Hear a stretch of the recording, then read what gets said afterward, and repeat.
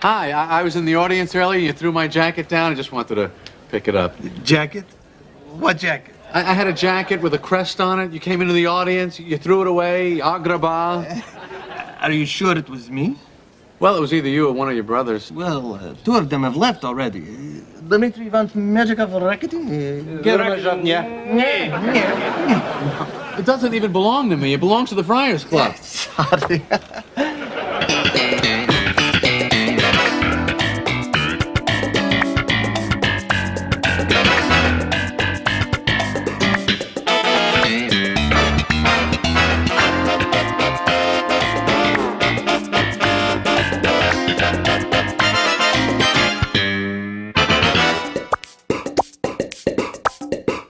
Hello and welcome to Seincast, a retrospective on all 180 episodes of Seinfeld, being hosted by two guys who can barely run their own lives. My name is Vinnie. My name's Matt.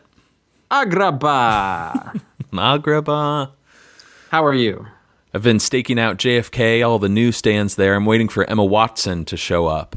And I'm going to pull the last copy of Entertainment Weekly away from her and be like, oh, you don't understand. There's a blurb about me in here. And then she'll respond back with, in her British accent, blurb. You're a blurb. Check out the cover, idiot. There is a blurb about us. It's officially a blurb. You and I have been honored by Entertainment Weekly. We are featured in their February 24th, March 3rd double issue. Emma Watson, of course, being on the cover. That makes more sense. Yeah, okay. She's on the cover. That's a deep pull. Good. Thank you. Yeah, we are part of popular culture now. We've broken through, the if you will. Yeah. Yeah. And I got to quote Louis Maxstone Graham here. This truly is a Scarsdale surprise. Yes, we were delighted to see our podcast rather rubbing elbows with Matt Gorley's fantastic podcast. I was there too.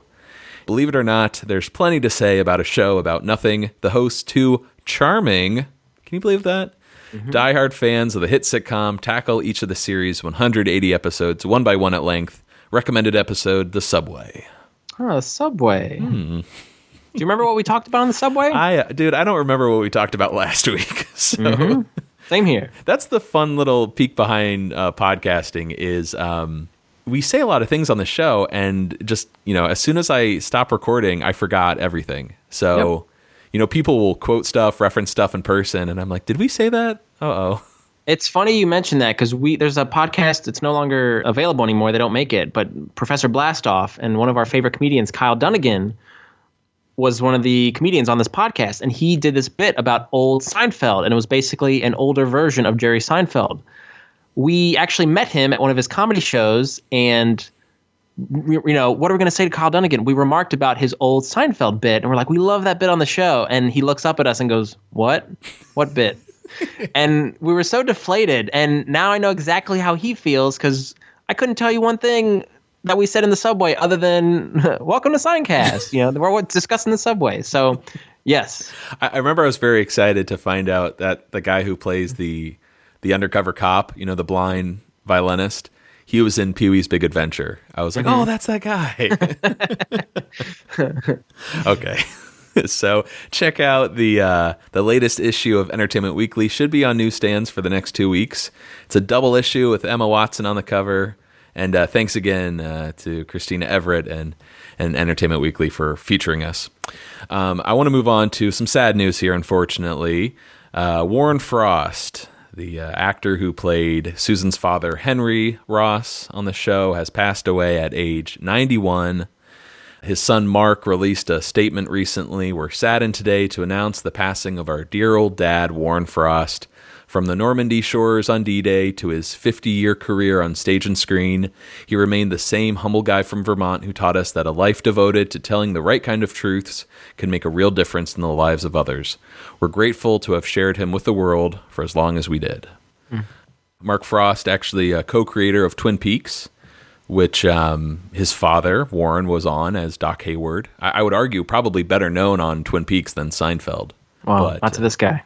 Yeah, of course. But we know about your history with Twin Peaks here. we gotta get you on the bandwagon for the upcoming season, which Warren Frost fortunately will be on Showtime in May. So it's great that his final official appearance is on such a great show. He actually retired from acting in 2000. I think he sometimes, worked on local stuff in Vermont, or, the previously mentioned Twin Peaks. But we've got him on 5 episodes of Seinfeld as Henry Ross, the Cheever Letters, the Rye, the Foundation, the Wizard, and the finale. Vinny, 2 questions for you. Favorite Mr. Ross episode or scene, and just overall thoughts on the character. Favorite scene's going to have to be from the Rye, which we just talked about. His altercation, if you will, with Frank Costanza, letting him know that the rooster has sex with all of them.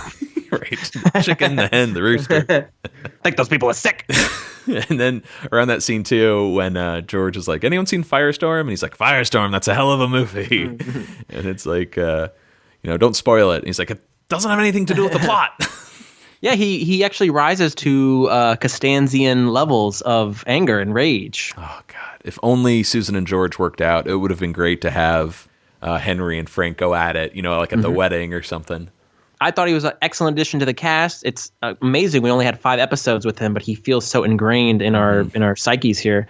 I thought he was an excellent father for Susan. Great chemistry with him and I forget her name, but Mrs. Ross. The back and forth that they had was fabulous. And it's Grace. I think it's like Grace Zabinski or something like that. Thank you.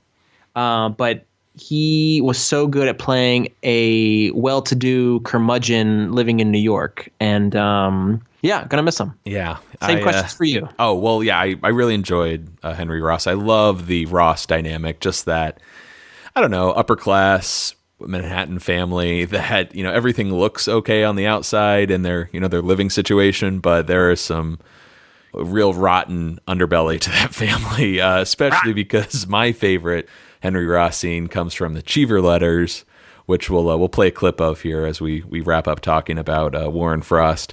He appeared on the Larry Sanders Show as Larry's father, Jerry, which they have the same name. Yes, and as we know, Larry Sanders filmed at just right next door to the Seinfeld set. He had recurring roles on Matlock and was also in The Stand. I don't know if anyone remembers that TV movie, but yeah, he's really going to be missed. I am very grateful, though, that we got him as long as we did, especially 5 Seinfeld episodes, and that we'll see him one last time this coming May on Twin Peaks. I fear my orgasm has left me a cripple. I don't know how I shall ever get back to work. I love you madly, John. P.S. Loves the cabin.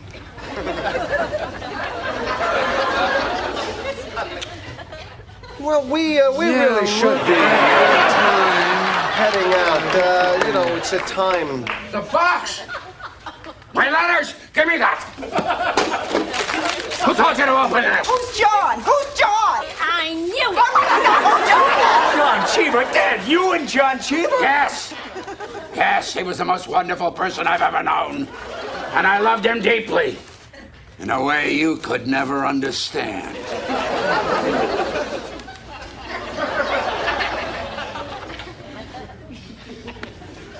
Well, we really should be heading out. Jerry hates to miss the coming attractions. Yeah, and because of the time. Time is what he's indicating there. Anyway, onward and upward. Well, Vinny, if old-time listeners or newcomers would like to get in touch with us, how can they do it? Old friends, new lovers. You can cut that. They can email us at seincast@gmail.com, find us on Facebook, Twitter, Tumblr, Instagram, or they can leave us a voicemail at Coco Bosco, 262-622-6726. Vinny, what episode do we have this week? We're discussing the 18th episode of Season 7, The Friars Club, written by David Mandel, directed by Andy Ackerman, and it originally aired March 7th, 1996. Right on. Well, we've got lots of trivia this week to discuss, thanks to mainly Dave Mandel, the great Dave Mandel, doing a commentary on the DVD set, which was incredible, man. This guy did not let a second of dead air go by. He was just giving us a bunch of great trivia, behind-the-scenes stuff. This episode, The Friars Club, was originally called The Gypsies, which I thought was pretty interesting because you don't really hear that word so much anymore. It's kind of a pejorative. Yeah. I wonder if they scrapped it because it was insulting, or at least it had a negative connotation. That's what I would think as well. And the Flying Sandos Brothers was probably too long a title, so they switched it to the Friars Club. Yes. Flying Sandos Brothers, that would have been a much better title, actually. But yeah, you're right. It is a mouthful. And like I said before, I always confuse the Diplomats Club with the Friars Club, even though they're totally separate clubs. Yeah, we always get those ones mixed up. Good call. Well, some origins to subplots this week. Dave Mendel isn't much of a sleeper at night, and once he read an article about Leonardo da Vinci, wondered, hey, is that possible to sleep more frequently, stay up longer? So there's your Kramer storyline. Jerry's girlfriend Hallie this week was named after a girl Dave took to his high school prom. And speaking of high school, one of Dave's classmates wore a hearing aid. He hears everything. He was fearing AIDS? Well, who isn't? No, hearing aid. He could hear everything, and whenever a teacher asked a difficult question and he didn't know the answer, just like Bob, he would reach up to his ear, fidget with the device, and say, "I'm sorry, what?" And this enraged Dave and his classmates. This guy never had to answer a question he didn't know the answer to. And, speaking of, maybe we could talk about Rob Schneider here, who guest stars this week as Bob.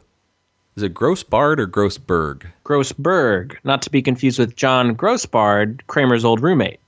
Right, from the airport. That's another, that's kind of like... No relation. Diplomats Club thing. All right. Yeah. Oh, boy. Well, we brought up Rob Schneider a couple of weeks ago when we discussed the pool guy. He was originally, the guy I think Dave and, the cast and crew wanted to play that character, but for whatever reason, Rob wasn't available, and they had to go with, we went over that whole story with Danny Hawk and, how he quit. But could you see Rob Schneider as the pool guy?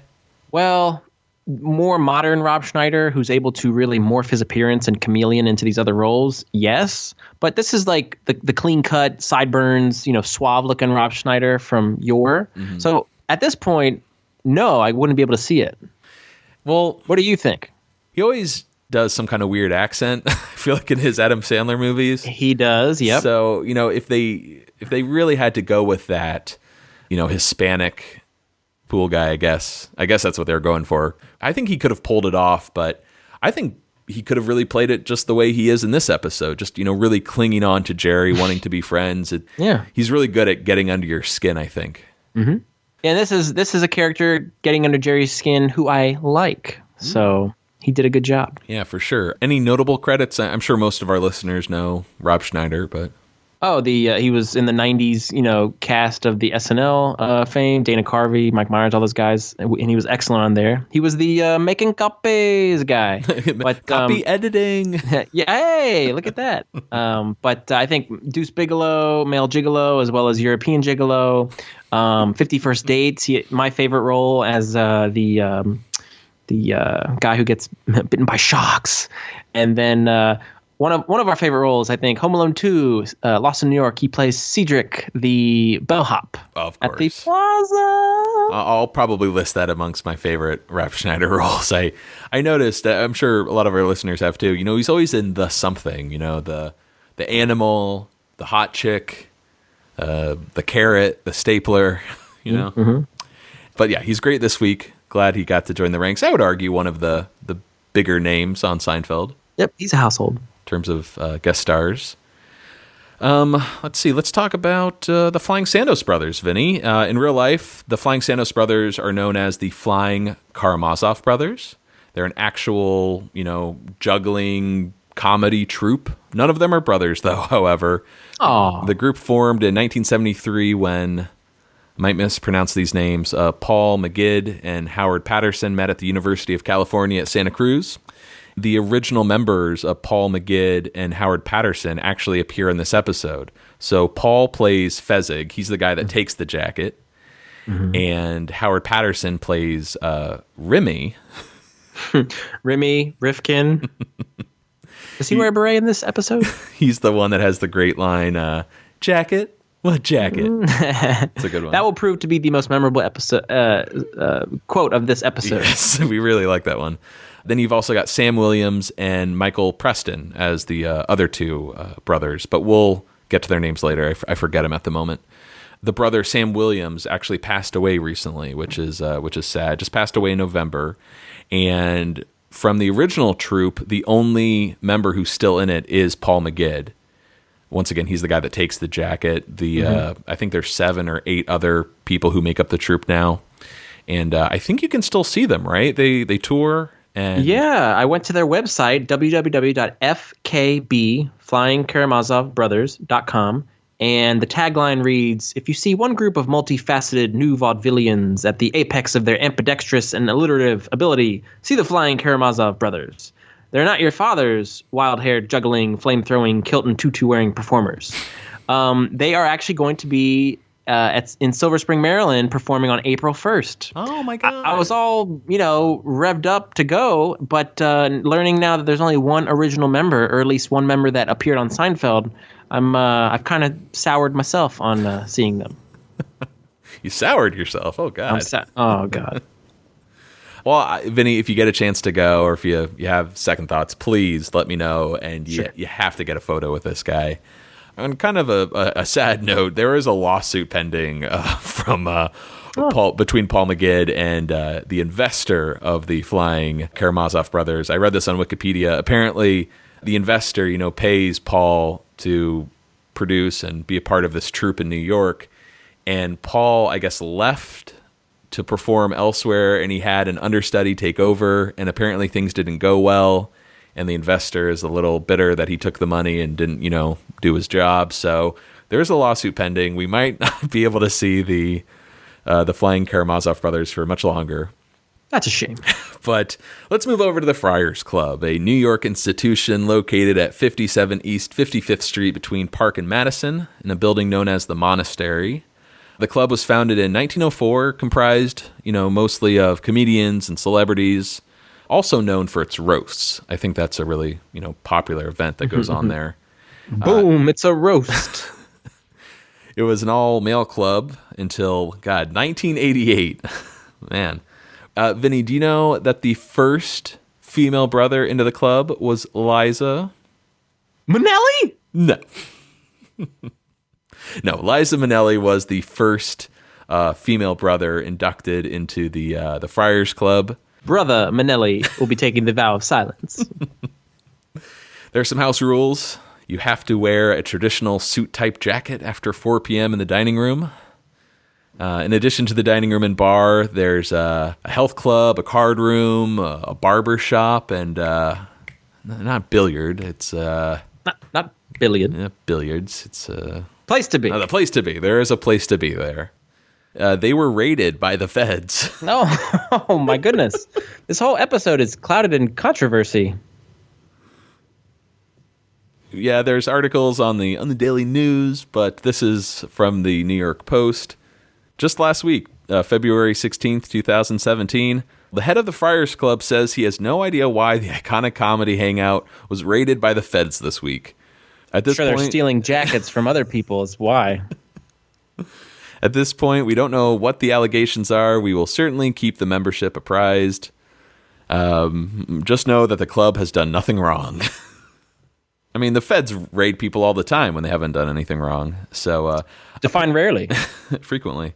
Apparently, there were some money issues, I think, that were handled through the charity, I believe. But we'll keep everyone updated on the Friars Club scandal.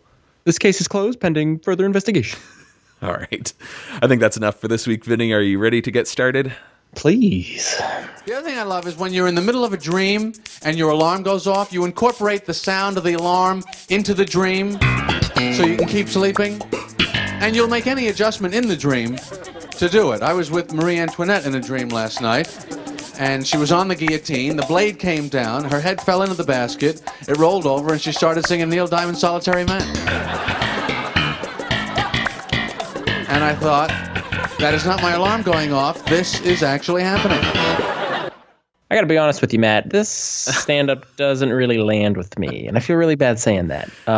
It was such a mouthful with the blade came down, her head fell in the basket, it rolled over, so I was singing Neil Diamond's Solitary Man. Mm-hmm. And then as a kid, I knew of Neil Diamond and his, the big songs, the Sweet Caroline, and America, we're coming to America. But I never heard of Solitary Man, so I just felt like I don't even know this song. So for me, this stand-up was kind of must miss. Yes. Sorry, Jerry. Yeah, interesting stand-up this week. Doesn't really tie into the episode all that much, other than Kramer sleeping and whatnot. But Speaking, I go ahead. I kind of felt the same way. Actually, spoilers for this episode as a whole. I haven't really seen it all that much, so I was kind of unfamiliar with it. I think there's a lot of funny stuff in here that I can't wait to talk about with you. But yeah, this whole episode kind of left me feeling like the opening stand-up a little flat. There was some additional stand-up material that was cut, and Jerry would go on to say, I don't know why we need so much sleep. Even if we do nothing all day, every night we collapse for 8 hours like we've been climbing a mountain. So you could do a triathlon or just hold your eyelids open. Either one, you're just as tired at the end of it. Now, I don't have his iconic delivery, but... or the laugh track to put in there. That too. But we should also note that a lot of deleted scenes in this episode. I think the script was 80 pages, which is much longer than the traditional 22-minute episode. So a lot of jokes, a lot of scenes were cut.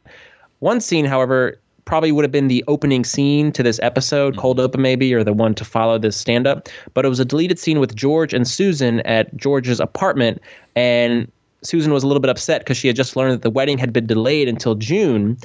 And George, containing his enthusiasm, unbridled, it made actually a great throwback reference or joke saying, well, you know how I was really looking forward to March,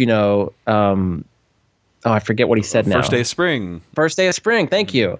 So that would have been nice to have kept in. And then it also set up the Hallie breaking up with her boyfriend. And now, hey, we can set Jerry up with her. That would have really helped set up the fact that, all right, we've got this other character. But when you watch the episode without this opening scene in George's apartment, it does feel a bit unnecessary. All of that gets set up in the subsequent scenes. It does. Real quick, going back to that opening stand-up, wanted to give a shout-out to one of our listeners, Martin Bowe, who does artwork each week. We included in our show notes. He probably helped redeem the opening stand-up by sketching a picture of Marie Antoinette's head in a basket by the guillotine, singing Solitary Man. So, see what a mouthful that is? Yeah. Good picture, though. It's in our show notes if anyone wants to check it out. Let's go to the opening scene then, Vinny, as you set up there, of George dancing down the sidewalk, high-fiving strangers, swinging on lampposts over and over until he starts spinning in the street, almost gets hit by a car. Isn't this such a fantastic opening to an episode? Beautifully shot by Andy Ackerman. There's like a pull-out and a zoom, the framing, the close-ups. I was enchanted. Andy Ackerman really did well with this opening shot. I feel like this is a precursor to the Frogger episode where we're going to see that overhead shot, of George playing Frogger. Oh, you're right. Yeah. He looks like a frog. It's kind of an improvised song with George saying June, June. Originally they were going to use the song June is busting out all over, but they didn't want to pay the rights, so they just had Jason improvise a song about June, and I think they made the right call there. Yeah. Well, first of all, I want to just applaud Jason in this scene because I don't think we ever see George be more physical than this in the entire series. It's insane. Mm-hmm. And he really is showing off his Broadway background. He's almost like Wayne Knight, and he's very nimble and adept on his feet. It's incredible. He kicks a car door closed. He high fives a guy. He kind of dances with this woman briefly, and then he does this thing where he's knees are up. He's skipping down the sidewalk, and he puts his hands out or his arms out, and he kind of bobs his head back and forth. It's so frantic. I can't. And he's on tippy toes. Oh, my tiptoe! I can't keep track of it. It's just incredible. There's one other moment, I believe, when he becomes a hand model and he is galloping through the park. Yeah. Where it's very similar to his it's when things are going well for George. But let's move on to the next scene here at Jerry's apartment. So what do we learn in this scene, Vinny? We get Hallie set up. Yep. Good news not only for George, but for Jerry as well. Susan's best friend, Hallie, broke up with her boyfriend. So... Wheels. Wheels are in motion. Yep. Nice subtle callback to the Visa with Babu Bhatt. And George points out vacations together, movies together, dinner together. It's almost as good as if he didn't get married. Do you feel like Jerry or George's agenda here is now I have a way to have my best friend and be married, Hands down. And I think Dave Mandel alludes to that in his commentary, but the whole point is to have Jerry become a package deal with this marriage, so life isn't too bleak for him. Then we learn about the Friars Club. Jerry's joining, as you said. Pat Cooper's going to put him up for a membership. And then Kramer enters, and we learn that he has a date tonight with Connie, and he's going to ask Jerry if he can wake him up in 20 minutes. Right. He's been reading this book on Leonardo da Vinci. What does that name mean again? From Vinci. Oh, there must be some book. Well, anyways, he learns from Da Vinci that he only slept 20 minutes every 3 hours, and he does some math here. I don't know if this checks out, but it works out to 2.5 extra days that he's awake per week, every week, which means if he lives to be 80, he will have lived the equivalent of 105 years. Imagine how much more you'll accomplish, which sounds insane. I don't get that much sleep at night, but I would think that you need a full night of sleep, right? Well, when we can accomplish as many things as Da Vinci did, then we can repute his, yeah. But, man, Michael, I feel, is stealing the show, at least in this scene. And I think for the episode, I'm gonna say he's the one who's going to take the crown. But, I got a lot of things in the hopper, buddy. He has some incredible one-liners and little deliveries. We have clips of those, so you don't have to listen to our horrible impressions. Thank you. But let's cut over to the J. Peterman Company. The staff is at a conference meeting where Peterman introduces a new employee, Bob Grossberg, from Business Affairs. Warm welcomes all around, but no, not warm welcomes. A hearty hail and well met, good fellow. Sorry. But there is a little baptism by fire, so to speak. Poor bastard. Do you remember the guy's reaction next to Elaine? Does he agree with her, or is he more like, who is this ghastly woman? No, he's just an extra listening to Julia, but his response is kind of like, what the hell? Like, why are you talking to me? Yeah. Anyways, along, Betty. Peterman wants Bob to handle all of the fact-checking and copy editing for the new catalog, but as we explained in the trivia, Bob's reaction is to lean forward and ask him, oh, could you repeat that? The copy editing! Bob leans forward again, pointing to the hearing aid, and I'm not sure if Peterman is embarrassed or just annoyed, but he decides, Elaine, you do it instead. Now who's the poor bastard? What do you think Peterman's feeling right now? Is he annoyed or is he embarrassed? I think it's just, he's kind of beating a dead horse. He's not going to get anywhere with Bob because of this supposed hearing aid issue, so he's just going to dump it off on Elaine. He just wants to move on to other business. Of course. Now, according to the script, the project, the copy editing, was relating to this Malaysian tree climbing boot, which we have to add to the list of Peterman products we've been keeping track of so far, even if it is deleted dialogue. Yeah. Oh no, it totally counts in the list here. But I gotta call foul on the Peterman catalog because it sounds very familiar to the Himalayan walking shoe. Himalayan walking shoe, Malaysian tree climbing boot. Yeah, they're just trying to pawn these off, Mm-hmm. All right, more to come with Elaine and Bob. But let's cut over to the Friars Club. Jerry, Hallie. This once again is Susan's maid of honor. George and Susan arrive at the Friars Club, thanks to Pat Cooper's reservation. However, before they can be seated, Jerry needs to wear a jacket in the dining room per the club's rules. Oh, I'm sorry. How embarrassing this must be for you. You just brought your own dinner. I love that line so much. The playful little joking here is, wonderful. Whenever, a few times I did have dates and I got like a little bit of a dig from my date, that was the line I was going to throw out. It was so much fun. So I welcome insults when we have dinner so I can say that line. Did they laugh? Like, did they find it funny? Oh, yeah. It killed. I do like the vibe here. We'll find out that George is trying a little too hard for everyone to be having a good time. But, Susan's laughing, Hallie's laughing. It's just, I don't know. It's a nice moment here. As the maitre d' pulls Jerry aside to give him a jacket, there's this great moment, where the rest of the group is at the host stand there. These like an old couple walks by, and George is kind of anxious, and he's like, Friars? Yeah. Don't acknowledge him at all. Anyways, Jerry returns with a Friars Club jacket, and it's pretty much a blazer with this little crest on the left breast pocket. And I love this. It's maybe not, it doesn't further the plot, but it's a great like overhead shot of like George and Jerry kind of sitting next to each other, Hallie and Susan sitting across, and they're all in their own private conversations. Come on.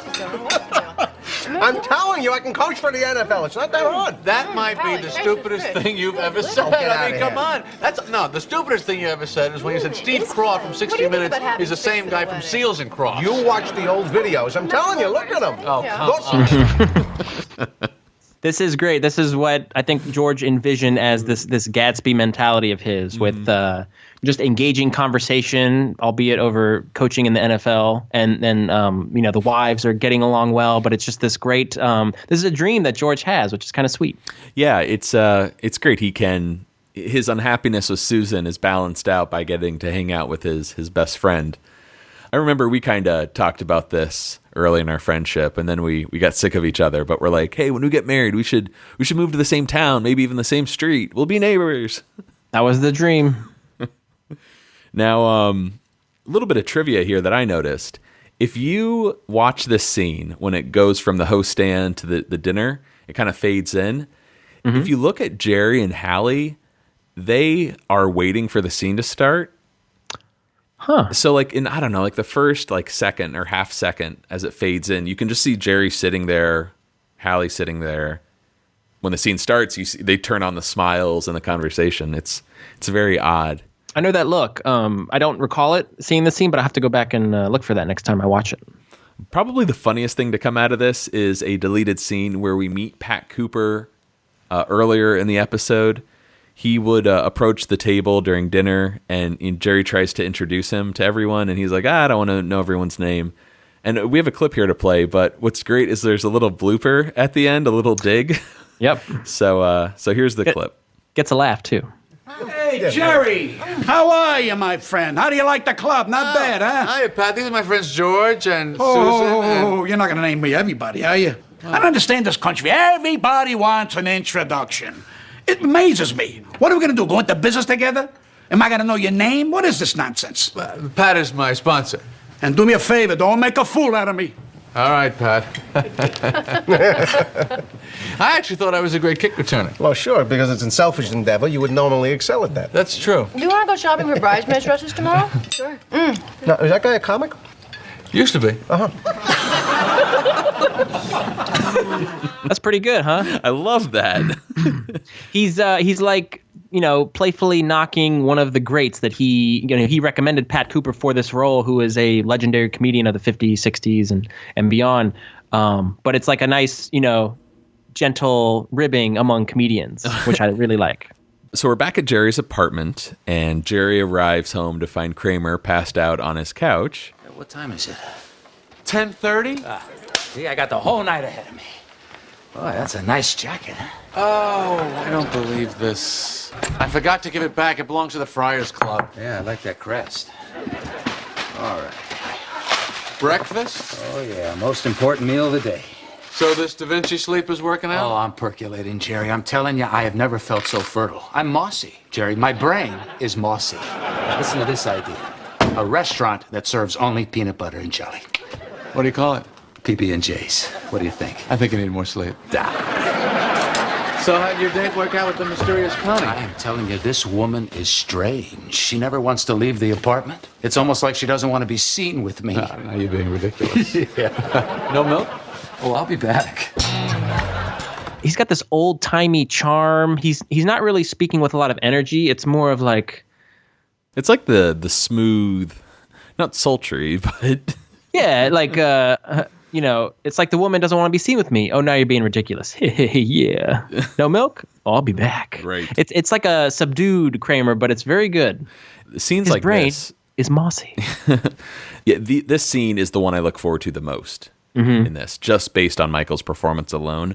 I can't tell you how much I love that scene where he's like, PB&J's. I just love that delivery.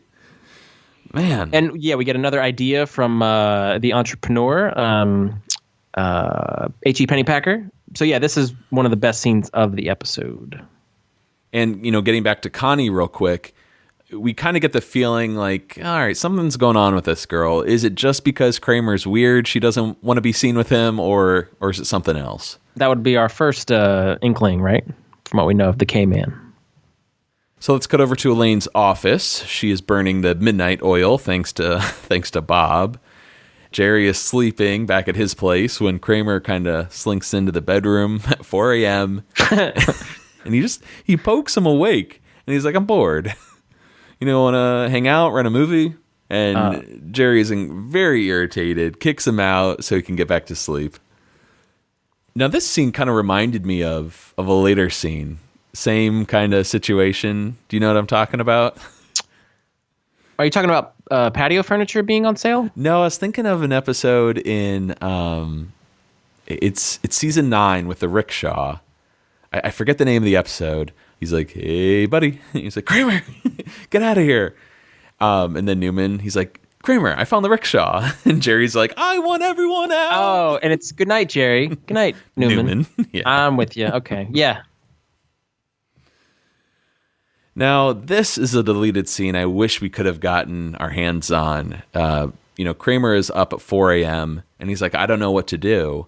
Mm-hmm. We're going to get a scene where Kramer is, walking the streets of New York, basically, at 4 a.m. Is he sleepwalking or just walking? I think he goes for a stroll. Okay. In the jacket. He liked the jacket earlier. He wants to, go out on the town when everyone's asleep. And every store he passes is closed. There's a cop kind of eyeballing him, like, what are you up to? Which would explain how he finds himself sleeping in a pile of garbage later. But that's great. We learn of, how this jacket came to be dirty. And we would have got to see like a nice little montage of it. But unfortunately, they never filmed it. Oh, I thought they did film it. My bad. So never mind. We can't see it anyways. Let's go over to Elaine's office. Jerry stops by for lunch, but Elaine can't go. She's, still editing the stupid catalog thanks to stupid Bob Grossberg. And as Elaine starts telling Jerry all about, Bob, did you notice what he does? Oh, yes, I did. He grabs a half of Elaine's sandwich and he proceeds to eat it. Something very Elaine-y to do. I don't understand this relationship, this friendship, because I could never imagine, like, taking your food and just start eating it like that. Yeah, it doesn't seem to occur in real life society, but we've seen George make a sandwich and then he gives Jerry a half. Elaine comes over and takes at Jerry's apartment, will take a bite of his sandwich. That's true, yeah. So this is among the Seinfeld 4, they just eat each other's sandwiches like there's no rules. But I found that kind of nice that it's like, hey, I'm gonna take a bite, Yeah, there's precedent there. I guess it's just because we never see Jerry be the one to go over to other people's places and eat their food. But given that he had the masticated pecan incident and then his fear of germs, and knowing of Elaine's history, Elaine likes to dress casual and sleep with a lot of guys. So I'm kind of surprised he did this, but I love that this is like part of the group's way that they'll share sandwiches and share bites with each other. I like that. It's a good touch. I would have liked it if Elaine's like, is this a dill? Yeah. It's tarragon. So as we know, whenever Bob is assigned some work, he says he can't hear and it all gets dumped on Elaine. And she wonders if he's faking, would really like to try on that hearing aid to see if it's real. And, all of a sudden, I'm reminded of the lip reader. I can't believe we didn't bring this up already. Aha. Elaine sitting in the back of the limo, the car service. She should be more sympathetic to Bob's plight. Yeah. But she's pulled this move before. So maybe that's why she's thinking, hey, this guy's faking. I've done it. They're all doing it. And speak of the devil, Bob stops by just to say hi. And when Elaine says she's kind of swamped and needs some help, Bob does the usual, I'm sorry, what? I'm kind of swamped. Oh, thank you. He's got to get going having lunch with Mr. P, which is a great term. That was him? Somehow I thought he'd be taller. All right. So Jerry... he should be writing for The New Yorker with jokes like that. Oh, very good. Look at you. Thank you. I wish I was taller. So Jerry heads out since Elaine is busy, and he swings by the bathroom to find Bob at the urinal, his back to Jerry. Hey, Bob. Bob? Hey, Bobby, over here. Bob. Oh, Bob. Bob.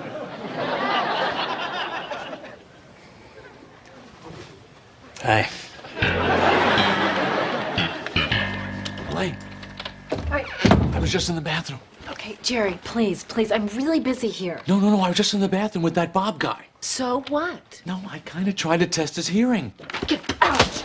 What did you do? Well, I kind of snuck up behind him at the urinal and tried to see if he could hear me. And?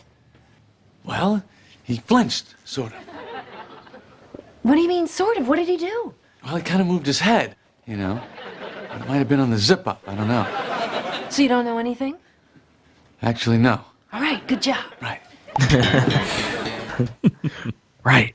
It's a good scene. Yeah. For some reason, hey Bob, Bobby. It reminds me. Do you remember that commercial? It was for like a collect. I think it was for like a collect call thing, or maybe it was for pizza. But Bob. Two very different things. I know. Just go with me. But it's like a collect call from a dad, and it's like, Bob, we had a baby. It's a boy. Do you remember that? Oh yeah, that sounds familiar. But it's just the whole Bob thing. Okay. Maybe it's not even worth bringing up. Now, I didn't think I'd ever say this, but I love Rob Schneider's face when he's urinating in there. I love watching Rob Schneider urinate. He really goes for it. You know, like Yeah, as if his expression is like, yes, Vinny. Thank you. He takes his hands off. He puts them on his hip. You know, he's really going for it. But getting back to the Jerry Elaine scene. It's kind of weird. Elaine has no scenes with George or Kramer this week. And I'm curious to see how often that happens on the show when only, Jerry and George will interact, or Jerry and Kramer. They don't all interact together, because typically they all meet at Jerry's or Monk's at some point. Exactly. That'd be quite an undertaking to catalog the percentages of, George and Jerry scenes, George, Jerry, and Kramer scenes, and et cetera. Mm-hmm. Sheens. Next scene, we're at Jerry's apartment.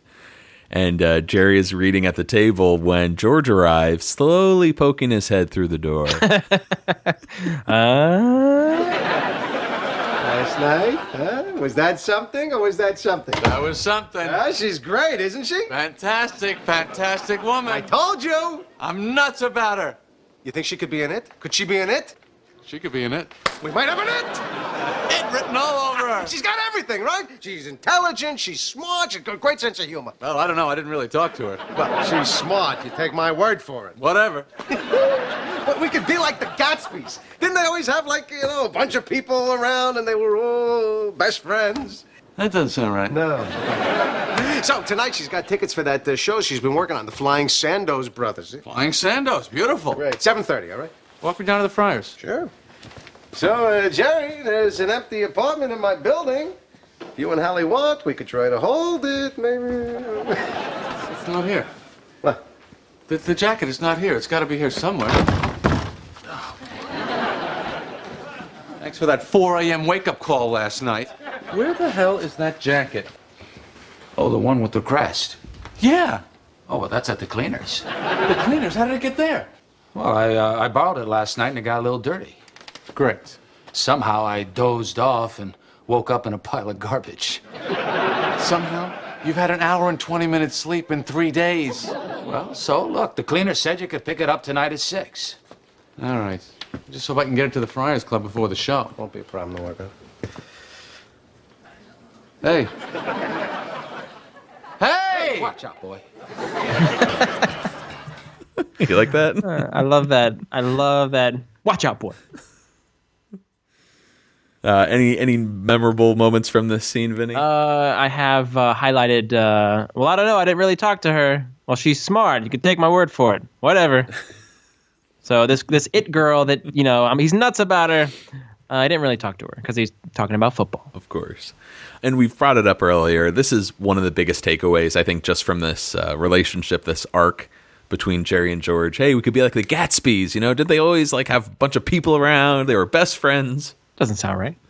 And, of course, we get that great Kramer line, somehow I dozed off and woke up in a pile of garbage.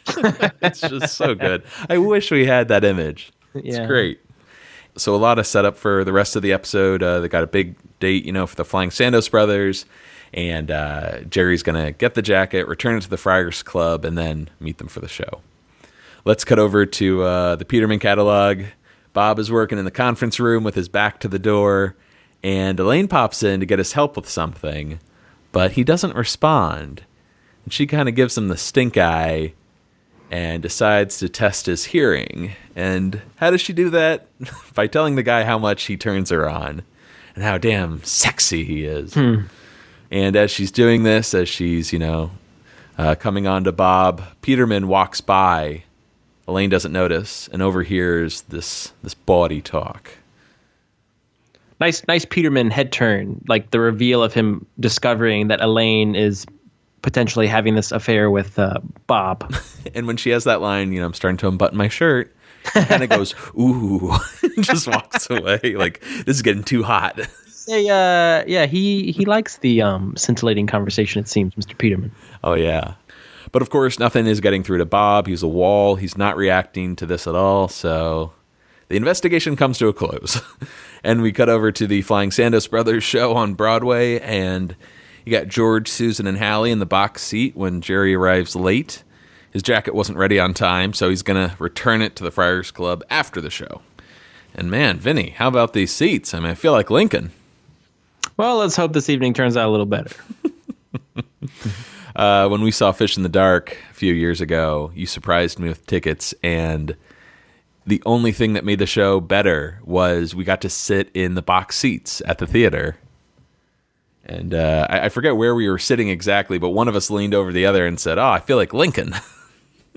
I remember we had the box seats, but I forget the connection that we had to this exact episode, this exact scene. Yeah. That it was the same thing. Yeah, it was good stuff. Yeah, very good stuff. But the show starts, and you've got these four guys doing their act, set to some frantic plate spinning music with some, juggling pins and later some random items, and it builds to them creating some human staircase. And one of the guys manages to pull himself up into the gang's box seat. Everyone's applauding, really enjoying the show, and he asks, hey, could one of you lend a hand with our next trick?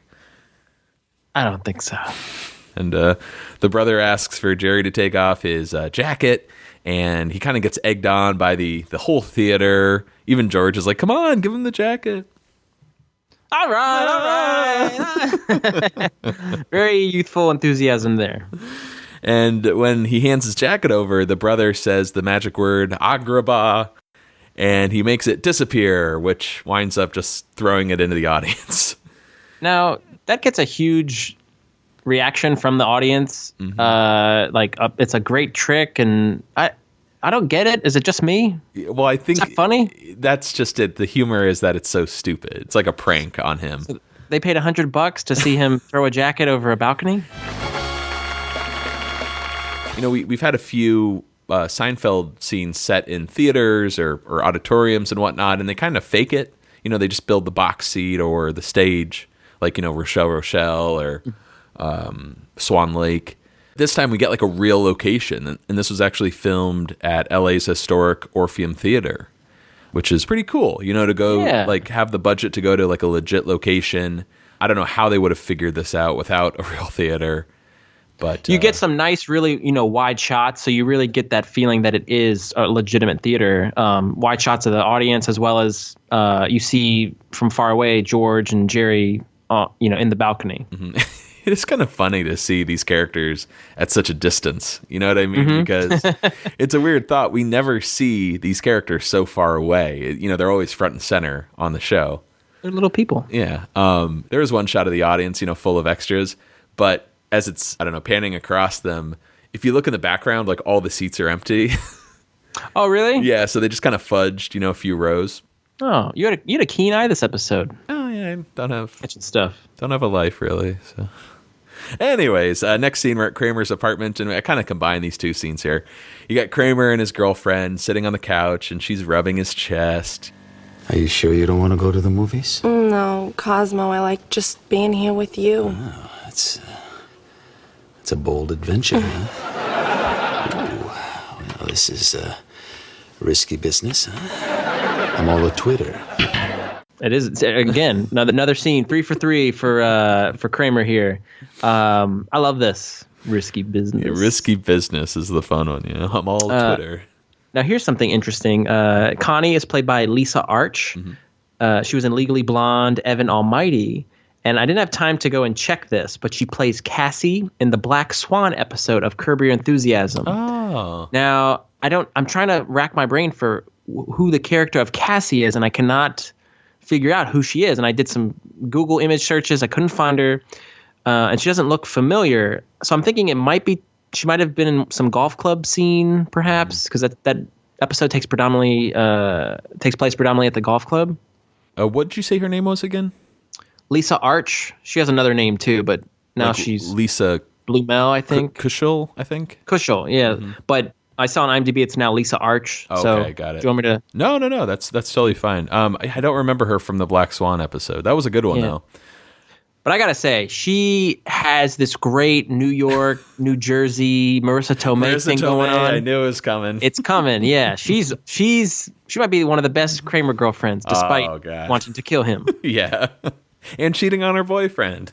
Yeah, Joey might find out. Yes, we find out later. You know, they're spread out on the couch, making out. Kramer on top, which. A little contradiction. Hey, that's conflict. There. Yeah, I call foul. Boo! Hey, see, I like the bottom. Let them do all the work. Should be writing this stuff down. So Connie starts, calling out his name, which I thought was interesting. Oh, Cosmo. That's right. Oh, look, there's Cosmo and Connie coming over for dinner. So he goes limp, and he's unresponsive. He must be dead, right? So there she is, stuck with this dead guy on top of her. And she grabs the phone and calls her friend Tommy to help her. And she can't call the cops because her boyfriend Joey might find out. And I don't know what it is about like this scenario. Maybe it's from watching The Sopranos. But like this just feels like a total mob girlfriend scenario to be in. You know what I mean? Absolutely. Your mind cannot help but go to mob. You name the mobster movie, Connie's in it, and Kramer fell asleep on top of her. Did you hear about this girl, Connie? Yeah, some guy just died on top of her, And they dumped him in the Hudson. Yeah. Or they will dump him in the Hudson. Sorry. We don't really talk about Kramer's apartment all that much on the show. There's a lot of detail. We've brought up the pasta figures in a previous episode. Mm-hmm. I think it was the pool guy, actually, with Movie Phone. But you get a much better shot of them here. And I didn't take the time to identify the pasta. But if you're looking for a nice, clear shot, this is a good episode to reference. Here it is. And, one last thing, going back to the actress Lisa Kushel, we brought up Annabelle Gurwitch back in the Cadillac, who is friends with Marissa Tomei. She used to host Dinner and a Movie on TBS. This actress Lisa took over for her. Oh, so kind of there you go. World, right? Everything's connected. Okay. All right, we get an act break, and we're backstage at the theater at the Flying Sandos Brothers.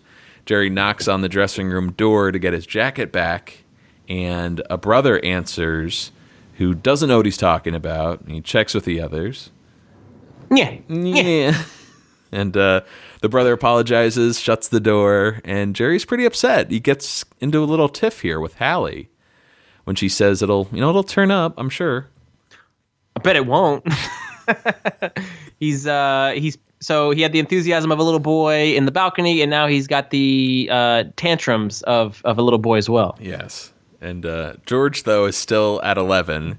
And he's like, hey, let's go get some coffee together. And Jerry decides to sit it out. Jerry says, yeah. And Susan suggests, oh, George, you and I will go. We'll move on to monks later. But right here, I had some notes on this scene. When the brother answers the door, and he's like, jacket? What jacket? And he's like, why is that so funny? It's like a smugness to his delivery. It's wonderful. But it's like, we're screwing with you, Jerry. Yeah, we don't know if we're messing with you or not. Yeah. But he says that, I didn't take your jacket, but two of my brothers already left. There's two sitting behind him. That means there's 5 brothers, but we only saw 4 on stage. Perhaps one of them is the understudy from what we learned about in that early scandal. Okay. Yes? Yes. Possibly. And this is sort of a dumb note here. That shot of Hallie saying, don't worry, I'll get the jacket back. You got a problem with that shot? It always bothered me for some reason. Me too. Okay, what are your feelings on the... It's like, I have a feeling they needed like some coverage or something to add in a new line, so they had to get this pickup shot of her, and for some reason they decided to stage it as head on. But it looks really jarring, and it kind of takes you out of the scene. Yeah, I feel like they had trouble maybe selling the, the tension, without like that shot right on Hallie. Okay. Because they really are kind of having this little tiff, Yeah. But yeah, it feels very awkward. Almost it's like Twilight Zone-y. Yeah, like almost eerie. I agree. All right, cool. So I'm not crazy. So we're over at Monk's here, and we have a practically empty coffee shop. George and Susan sitting in silence at one of those small tables. George broke a shoelace. She can get him new ones. What color? Brown. Maybe black. More coffee? No check. Check, please. This is his life now. This is no more Gatsby's. Did this conversation remind you of anything later on? There's a scene in... Well, doesn't he talk about the shoelaces? Well, the shoelaces you got for me are working out? Something like that? Yeah, that's exactly it. It's in the wait out, but, it's when George kind of gets the feeling, thanks to David Lookner, that maybe Susan will call off the wedding. And he goes over to Jerry's. I'm sitting there with Susan. We're talking about shoelaces. I don't know. He blows his brains out. So the topic of shoelaces is...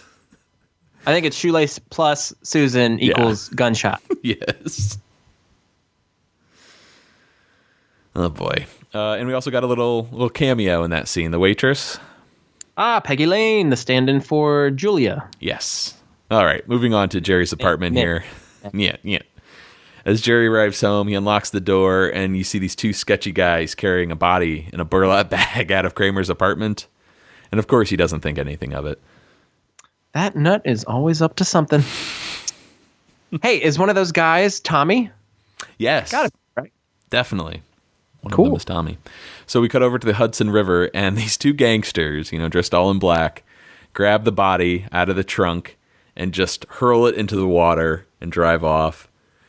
Underwater, the burlap bag starts sinking until Kramer wakes up inside and he rips free, kicking to the surface. And when he breaks for air, it's only a matter of seconds until he's about to be hit by what I assume is the Staten Island ferry or something. Just right on top of him. Oh, and I'm thinking now, do you recall, I forget what episode is it? It's the one with when Kramer goes swimming in the Hudson. But do you remember the man with his son and they're at the little viewing binocular thing? That's where the mob dumps a body after a hit. I forget the name of the episode, but I thought it was... Hold on. Back in business. Good vertebrations. This is always our 4 degrees of Seinfeld. Let's figure it out. What is it? Flabby arm spanking machine. Elaine's dating. Elaine has the mattress from Hal Kitzmiller. Langerhans. It's Dutch. So it's got to be a Jerry George storyline. Kramer arrives at Jerry's with wet hair, and you got the new cabinets in the kitchen. Conrad, Connie, or Con. Looks like so. George is taking a nap in the thing. Yeah, there you go. The nap. Okay. We've got some cool trivia here to discuss with how they filmed this scene of Kramer being dumped in the river. 2 different locations. There was the car pulling up to the bridge, throwing the body. That was actually shot at the bottom of the studio lot where they filmed Seinfeld. So that was really on location. But in terms of the bag falling into the water, that was shot in a special water tank at Universal Studios. And I think the body they throw over the bridge, that of course was just a mannequin. But Michael Richards is really in that bag as it plummets to the bottom. And thanks to the DVDs, we have some audio of Michael talking about the experience. I was dropped into the tank, and I was inside of a burlap bag, a large burlap bag. And when we first tried the scene, I didn't sink fast enough. So we had to put about 40 pounds of weights. And I've got this bag now. It's tight around me. I have to open it with my hands that come out of the bag. So what happened is I went down so fast. I mean, I hit the bottom like iron. I mean, I really hit that bottom. And I'm coming out of this, and the whole bag it's tight to my body, and I can't quite get clear of the bag, and I'm unable to breathe. And they gave me a little oxygen lung, a small one. Divers are there. They're talking to me now. If anything goes wrong, you'll breathe through that and you'll live. I'm a certified diver, so I kind of I had that tucked under me. I know how to use that, but I didn't use it because you would have seen it. I come up on camera with this on, here I am, Let's move over to Elaine's office. Peterman stops by to drop off some tickets for the Flying Sandos Brothers magic show, since he's been working her too hard lately. It is a real... Oh, no, can't like Sean Connery. Yeah, it's a real hoot. It is a real hoot. And the tickets are for tonight. Peterman nudges for her to take Bob as her date. Of course, he heard every word she said in the conference room. And of course, she's not just having fun with his handicap. That kind of cruelty would be grounds for dismissal. Now, we've talked a lot about, deleted footage and deleted dialogue this week. There was a real incredible monologue that Peterman had here to talk about his own, having an affair with someone he worked with. And what's great about this clip, too, thanks to the DVDs, is John O'Hurley loved this monologue so much that he still knows it by heart to this day. Mm-hmm. And the audio we'll play here is jumping between the original scene and in a 2005 interview. So here we go. I remember walking into her office and slapping down 2 tickets to the circus, and I told her that she and Bob could knock off a little early to get ready. And this was the monologue that was cut. And I said, Elaine, don't worry, I too am no stranger to love on the clock. As a young lad, my father apprenticed me to a honey factory in Belize. As a young lad, my father apprenticed me to a honey factory in Belize. Oh, God. The chief beekeeper was this horrible hag of a woman with gnarled teeth and a giant wart that she called a nose. Oh, she was not attractive even by backwoods standards. But love is truly blind, Elaine. As the days passed, working so closely together, that sweet smell of honey in the air, I knew I had to have that horrible creature. And I did. So you have a good time with Bob tonight. And that's an order. I remember that speech like I think it was one of the great pieces of writing. So flowery and eloquent, loquacious, whatever word you want to use, but a perfect merging of actor and character. Like, these guys were meant to meet, John O'Hurley and J. Peterman. But what a testament to the writing as well as the actor that he still has this imprinted on his brain, 15, 20 years later. Yeah, it's so good. And I did. Let's cut over to Jerry's apartment here. Jerry gets off the phone with the Friars Club. They're going to charge him $800. That's good trivia for the missing jacket. And he's got a deal with Pat Cooper. Uh-oh. I up to this point, too. I wasn't familiar with Pat Cooper. I'm like, who is this guy? He must be like a real threat. But George is ready for date number 3 and invites Jerry and Hallie over for dinner at their place Saturday night. But Jerry's not feeling it. I don't think so. Why not? I don't know, I'm a little turned off. Come on, what are you talking about? I'm kind of soured. You're soured? Yeah, I'm soured. Don't be soured. I'm sorry, I'm soured. Are you kidding me? We were all getting along so well. Where is all this coming from? Well, frankly, I didn't think she was too concerned about my jacket. What are you talking about? She's very concerned. She said she was going to get it back. Yeah, we'll see. Because if she gets it back, then you'll have no reason to be sour. You'll de-sour, right? I'll try and de-sour. Oh, that's not good enough. You don't try and de-sour. You have to sweeten, too. I'll try and de-sour and sweeten. I want to get it back to when we were the Gatsbys. I still don't know what that means. Yeah. God, what happened to you? She tried to kill me, Jerry. Who? Connie! What did she do? I don't know. But I woke up in the Hudson River in a sack!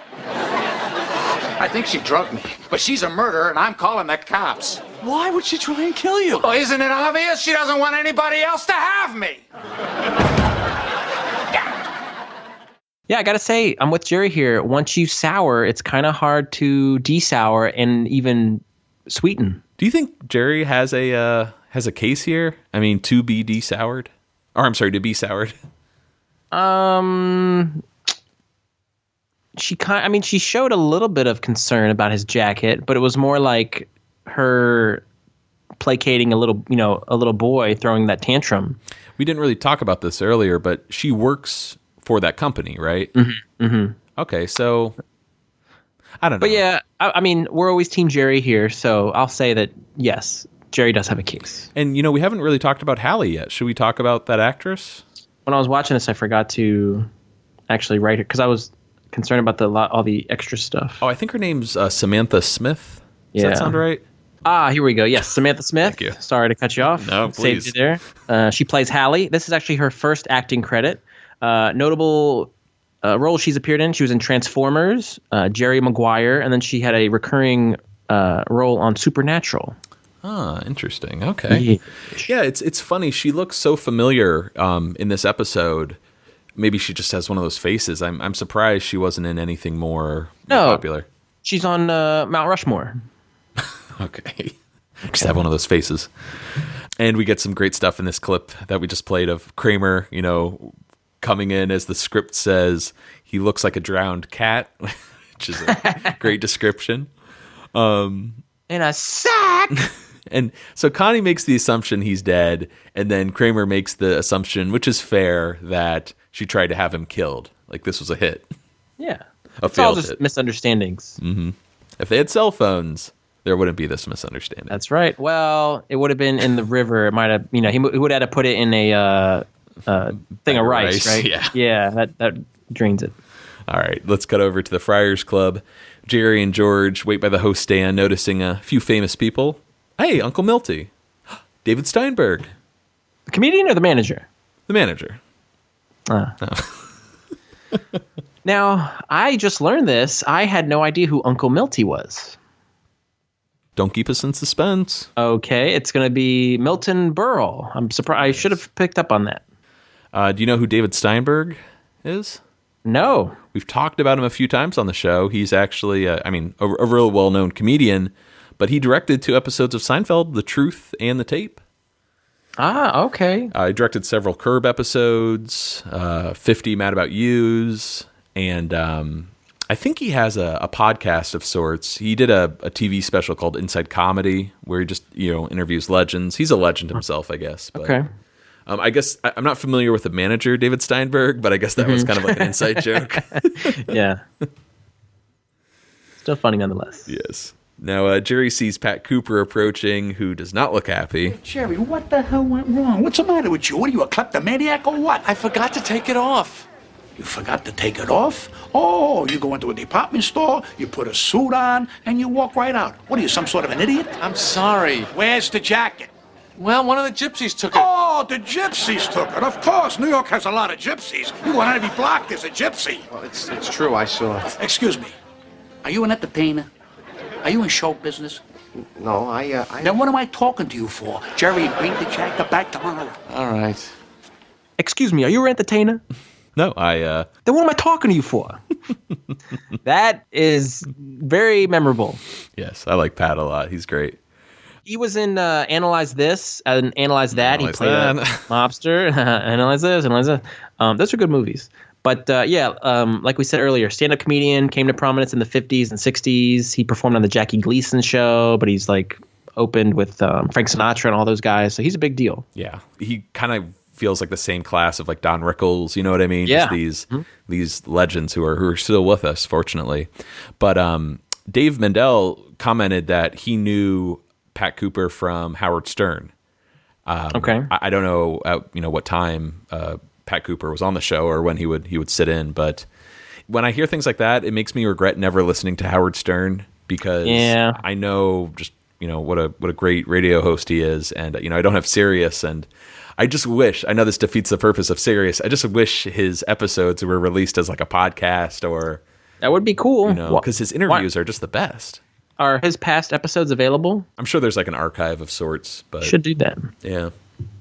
Anyways, before they leave, George notices the Flying Sandos brother who took Jerry's jacket in the restaurant. In fact, it looks like he's wearing the jacket right now. He's almost doing like an act for some people at his table. Yeah, he's recreating the experience of the jacket kind of fluttering down to the seats. But it pretty much looks like he's using the jacket he stole from Jerry to get into the club, right? Mm-hmm, mm-hmm. And Yes. Before Jerry and George can confront him, the maitre d' pushes them out the door for not being members. Thank you, Coleman. And we go over to the theater, the Flying Sandos Brothers Theater. Elaine and Bob are in the same box from before.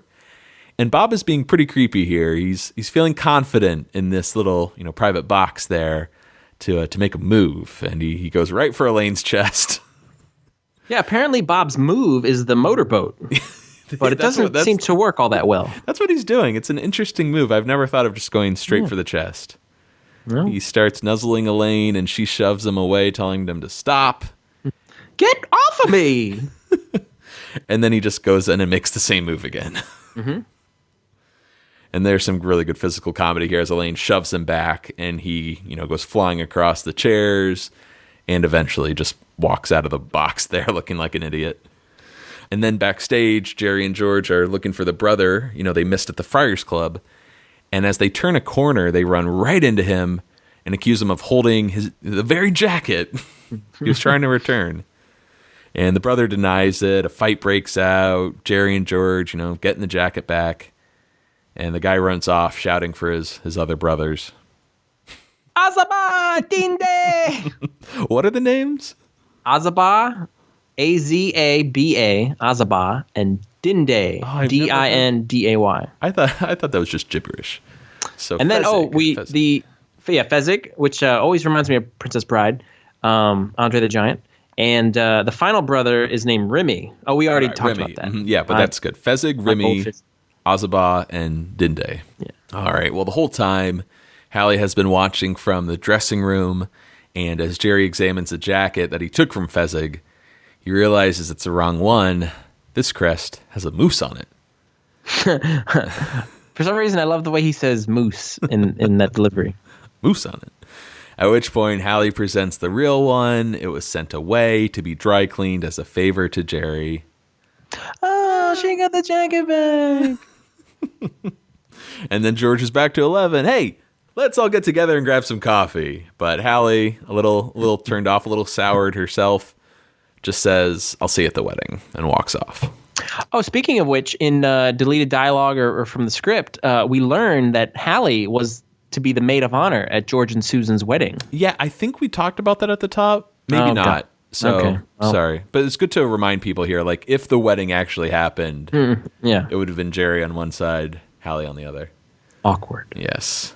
I was going to save this for ratings and reviews, but I can't tell you how much I hate this resolution to the jacket arc. Just the fact that, like, Hallie happens to be there, and she's like, I can't read her. She seems happy, like, this is your jacket. Yeah. And why didn't she communicate this to Jerry at some point? And I don't know. Do you like it? It just really feels weak to me. What would have been a better turn for them to have actually stolen the jacket? It's not the twist, that Jerry was wrong the whole time. I think it's just how it's executed. There's something about the behind the scenes or the backstage scenes in this episode that just logistically never worked for me. Now, granted, I'm a little biased because I know this episode best from its audio when I used to listen to the audios in college. So I couldn't really figure out the physical logistics of the episode. I know it's so stupid, but because the way you said Hallie, you even just did the line. This is your jacket. It makes you think Hallie is like on Jerry's side still, but apparently she's now turned off by his behavior. And I'll see you at the wedding. It would have been cooler if earlier Jerry was set up as some guy who is really calm and collected, never loses his cool. Right. And then for her to see him like this, she's like, oh, I'm turned off. But turned off. Anyways, let's go back to the theater box. Elaine is sitting alone and sees Bob, sees his hearing aid on the floor from their scuffle earlier. And she decides to put it on and waits to see if it works. And backstage, as Jerry and George are leaving, the brothers, all four of them, spot them and chase Jerry and George out the emergency exit, which sends out this piercing alarm. Elaine grabs her head in pain and starts flouncing around.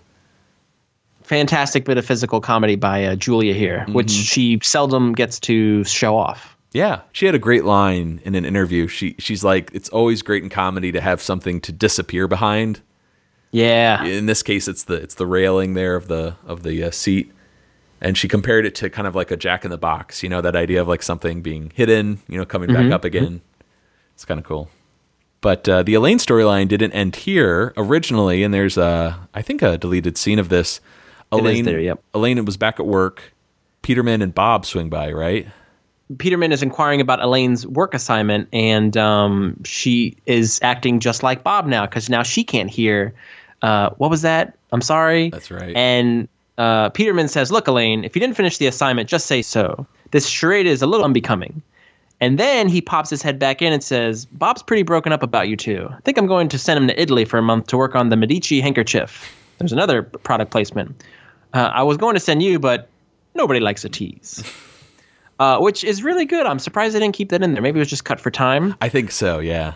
Okay. Because a lot of these like deleted scenes and dialogue are, I think, pretty good. I agree. Compared to the rest of the episode. But one could almost argue maybe they had enough to do a two-parter. It probably would have had to stretch, but anyway. I'm glad it was only 22.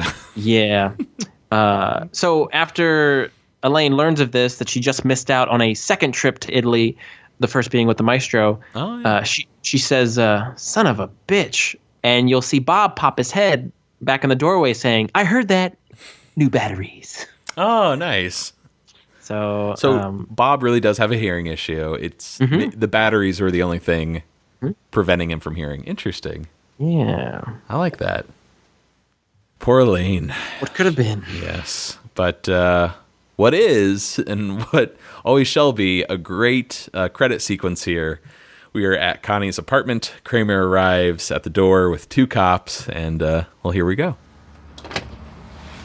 That's her, officer. Kramer! Oh my God, I thought you were. What, sleeping with the fishes? I guess I woke up. You're under arrest for the attempted murder of Cosmo Kramer. I didn't do anything. Oh, yeah. Get your coat, we gotta take you in. Can I call my lawyer? Okay, go ahead.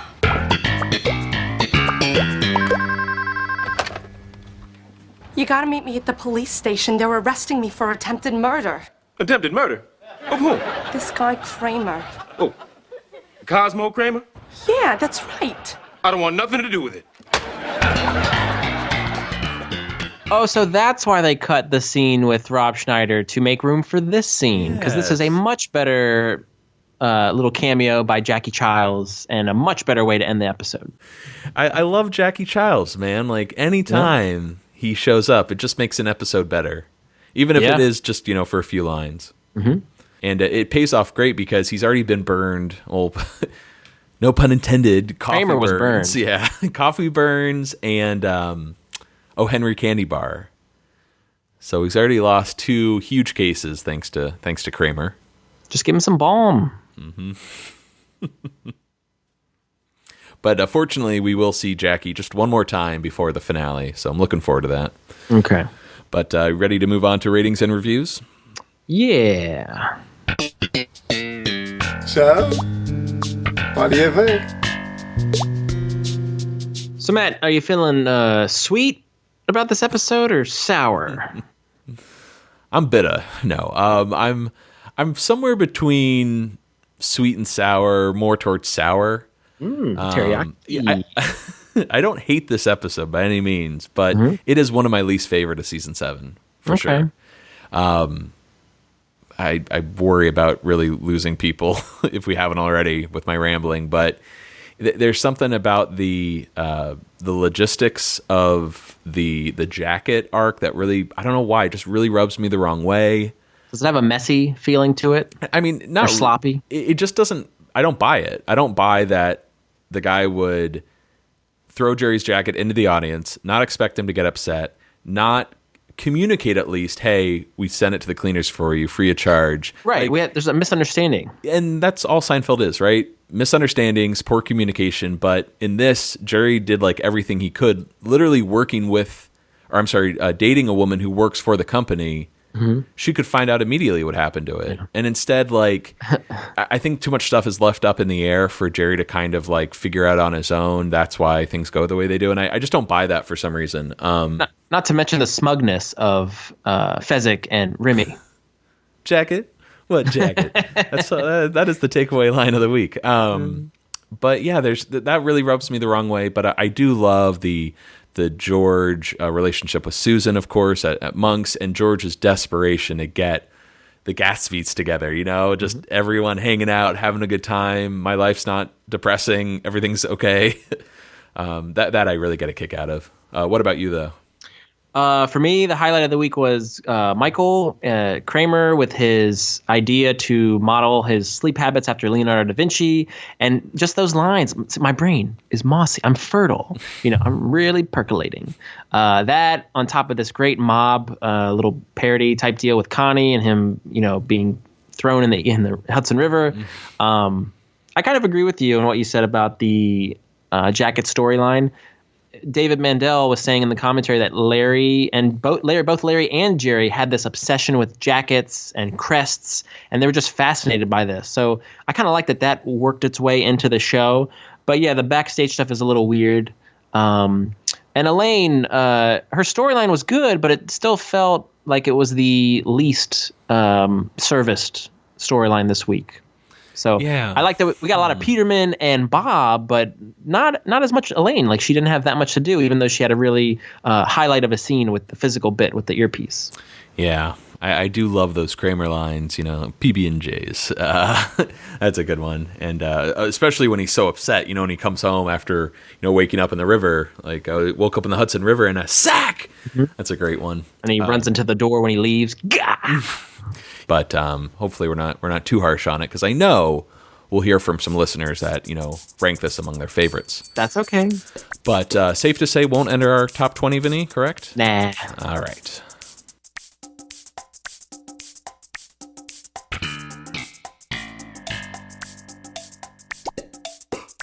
All right, that's going to do it for us here on Seincast this week. Please send us an email if you wish at seincast@gmail.com. Find us on Facebook, Twitter, Tumblr, Instagram, or leave us a voicemail at Coco Bosco.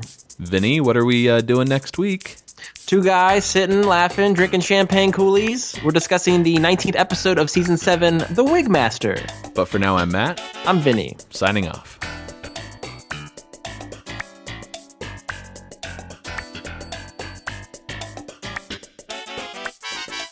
Seincast is not endorsed by Castle Rock Entertainment, Sony Pictures, or NBC. It is intended for entertainment and information purposes only. Seinfeld, the Seinfeld logo, and all names, pictures, and audio of Seinfeld characters are registered trademarks and/or copyrights of their respective trademark and copyright holders.